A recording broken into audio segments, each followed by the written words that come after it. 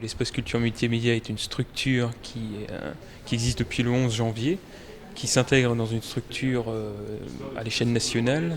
On a donc 2 Macintosh, 2 iMac, à proprement parler, et 4 PC. L'espace culture multimédia propose 2 types d'activités. D'un côté, il propose une utilisation libre, dans le sens où des personnes peuvent venir pour utiliser le centre, pour effectuer un travail personnel, pour effectuer une recherche personnelle sur Internet, pour consulter un CD-ROM, pour utiliser un des logiciels que nous proposons au centre. D'un autre côté, on a également des formules d'initiation où on propose à des personnes de se former dans le domaine de l'informatique pour les débutants. On propose également des initiations à l'Internet. L'exemple le plus intéressant dans ce qu'on a pu voir ce soir, pour ce qui est de trouver des techniques pour avancer plus vite sur l'Internet, c'est de faire des choses différentes dans les différentes fenêtres du navigateur Internet. C'est-à-dire qu'on peut ouvrir en même temps plusieurs fenêtres de navigation dans lesquelles on va pouvoir se déplacer de façon indépendante les unes par rapport aux autres. Lorsqu'on découvre ça pour la première fois, on se rend compte que c'est véritablement un gain de temps considérable. Afin de préserver, je dirais, un contact possible pour chacun avec l'ordinateur, on évite de mettre plus de 2 personnes sur un poste lors des initiations. C'est pour permettre à chacun d'expérimenter concrètement la chose, parce que je crois que c'est un des meilleurs moyens de garder en mémoire une action qu'on vient d'effectuer sur un ordinateur, c'est concrètement de l'avoir faite. Et donc ils viennent ici pour essayer d'apprendre des trucs supplémentaires qui vont leur permettre justement d'améliorer leur utilisation de l'Internet. Et d'un autre côté, on a des gens que l'Internet intéresse, parce que c'est un sujet qui est devenu un sujet d'actualité aujourd'hui, et qui sont donc des débutants complets dans ce domaine-là, et qui viennent ici vraiment pour en apprendre les bases et commencer à l'utiliser. Et je dirais que pour l'Internet, quelques heures suffisent pour commencer à s'y plonger. Je crois que l'informatique en général, comme l'Internet en particulier, ce sont des outils. Tout l'intérêt de la chose, c'est d'apprendre à utiliser cet outil de la meilleure façon qui soit, et d'utiliser également le bon outil au bon moment. On a un site Internet qui commence à lentement se développer. Pour l'instant, on peut y consulter les programmes de la Castine avec un petit peu d'avance par rapport aux tracts mensuels que tout le monde connaît. Donc ce sont en quelque sorte des nouvelles façons d'obtenir des informations relatives à la Castine, et également de pouvoir nous contacter. On a une adresse électronique qui est info@lacastine.com.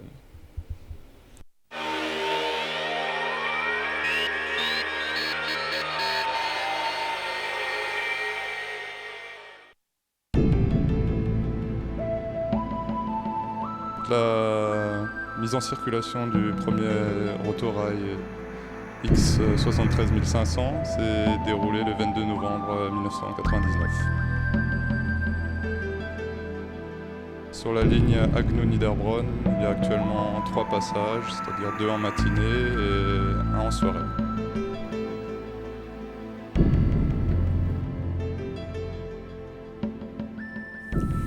L'autorail XTER 73500 est plus connu sous le nom d'autorail régional.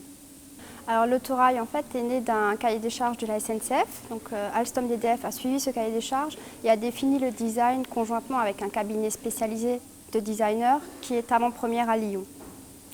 Alstom DDF emploie aujourd'hui 620 personnes, plus 100 intérimaires. Et il faut aussi compter 44 personnes des autres sites d'Alstom qui sont détachées ici.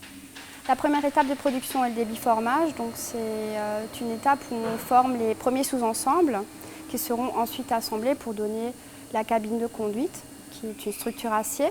Parallèlement à cela, nous avons l'assemblage caisse, donc c'est là où est formé le chaudron, donc le squelette de l'autorail. Donc fait partie de cette étape l'usinage face, l'usinage du plancher et de la toiture. Et toutes ces 4 parties sont assemblées dans ce qu'on appelle la cathédrale. Donc nous avons un chaudron qui sera après mis en peinture, puis garni, donc habillé, avec tout l'aménagement intérieur, fauteuil, partie électrique, luminaire, tout ce qui s'ensuit pour arriver au produit fini qui sera ensuite testé, donc test électrique, test de freinage. À ce jour, nous arrivons à fabriquer un autorail en 4 jours, donc une rotation de chaîne de 4 jours, mais notre objectif est de pouvoir traiter un autorail en 3 jours.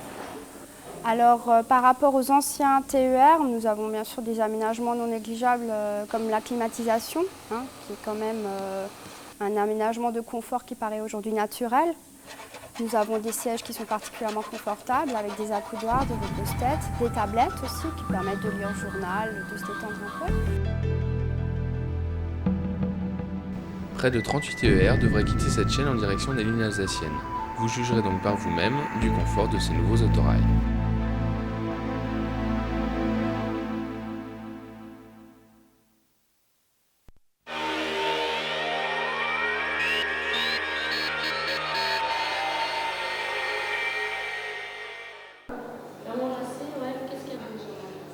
On accueille les enfants donc de 9 à 13 ans, du matin aux environs de 9h, 9h30, jusqu'au soir 17h. Alors on s'est adapté par rapport à la demande des enfants aux petites vacances, il faut plutôt des activités courtes. On a embauché donc deux jeunes animateurs, David et Kevin, qui seront présents donc toute la semaine. Donc en fait on est à 3 permanents toute la semaine avec les jeunes.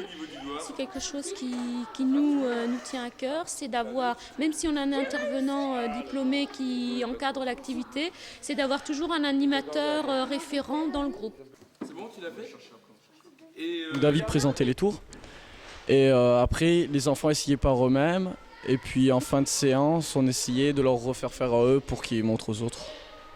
C'est tout un ensemble qui fait que l'enfant est attentif. Si au départ déjà ça l'intéresse ce qu'il va venir faire, il va déjà être captivé. Et il y a aussi le fait que l'animateur doit lui donner envie. On n'est pas là pour leur infliger une discipline, leur dire ce qu'ils doivent faire. C'est eux en fait qui choisissent aussi un peu ce qu'ils font, mais dans la limite du raisonnable.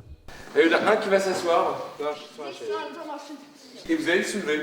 En fait, ce qui est bien de travailler avec des enfants, même de faire son BAFA et de travailler en animation, c'est qu'on découvre beaucoup de choses. Et c'est pour ça qu'on le fait, parce qu'on découvre beaucoup de personnalités d'enfants. Et l'enfant nous apporte beaucoup plus que l'adulte parfois. Je dirais dans sa joie de vivre, il est toujours joyeux. Et on est toujours obligé d'être joyeux pour lui, parce que si nous on tire des têtes d'enterrement, et l'enfant ne sera pas content. Et on est là pour les amuser, donc je trouve que c'est un certain plaisir de faire une animation.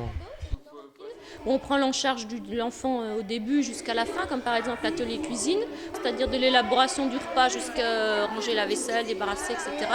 Parce qu'il faut alterner les différentes animations, aussi bien des animations où ils veulent de la technique, donc là ça avait des intervenants, et des animations où ils veulent plus de contact, et là on fait intervenir nous, nos connaissances, et puis le relationnel avec les enfants.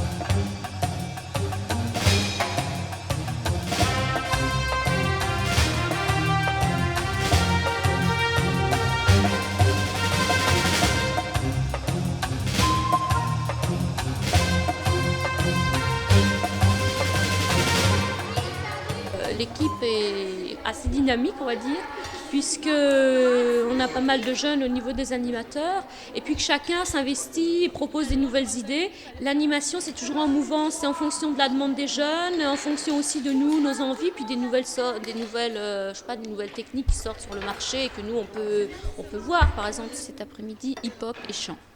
Donc pour ces activités-là, on a des intervenants spécialisés, donc des diplômés d'État, qui interviennent aussi bien au niveau pédagogique qu'au niveau technique, puisque ce sont quand même des activités quand même assez techniques que nous, on ne maîtrise pas. Nous, on participe, mais on n'encadre pas.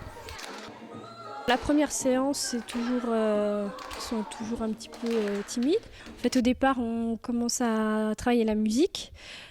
Pour qu'ils sentent le rythme de la musique et qu'ils puissent ensuite danser sur chaque tempo. C'est plutôt déjà le style et la tendance qui les attire. Et puis après, on sent déjà qu'ils sont beaucoup plus à l'aise, mais bon, ils enregistrent très très vite, ils sont très rapides. Ce que je fais, c'est que je leur laisse créer aussi des mouvements. Et comme ça, ils peuvent un petit peu travailler en groupe. Et 2 par 2, ça leur permet de danser, de s'amuser, et puis de se connaître, de danser ensemble, quoi. On est quand même différent de l'école parce qu'on a une approche beaucoup plus ludique, quoi. Nous, on ne fait pas des contrôles et des choses comme ça, mais ça reste... tout est réglé quand même, quoi. Je veux dire, on ne vient pas en disant le matin, bon, on fait ça, rien n'est préparé, quoi. Tout est préparé, chacun sait ce qu'il a à faire. Je crois qu'il faut aussi savoir arrêter une activité tant qu'elle marche bien, quoi. Puis après revenir avec d'autres choses et puis ressortir l'ancienne activité mais sous une autre forme, quoi. Le souci premier, c'est quand même l'intérêt de l'enfant et qu'il soit bien. Et puis,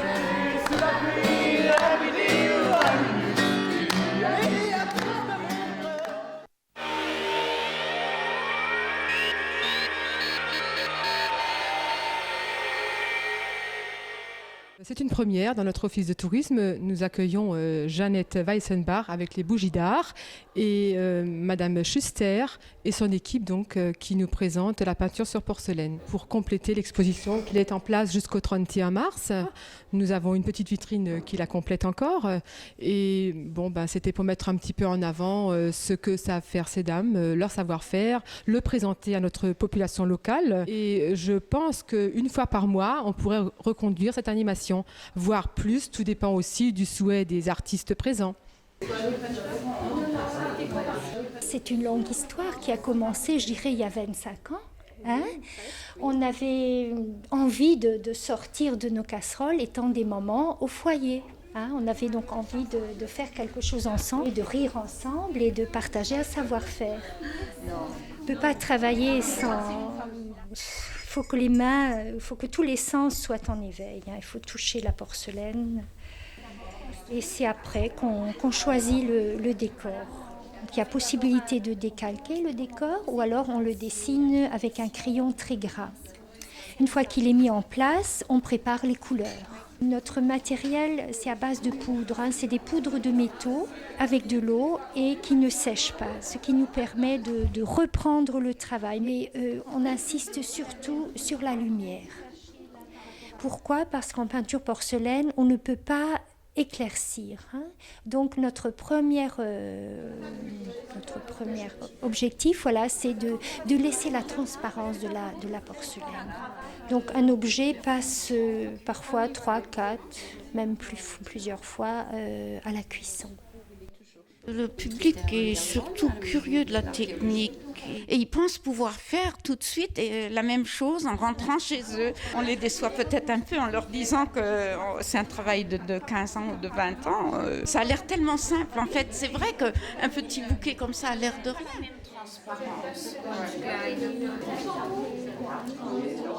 Moi je commence par aller récolter mes fleurs, une journée de beau temps si possible pour qu'elles ne soient pas humides au moment où je les mets sous presse.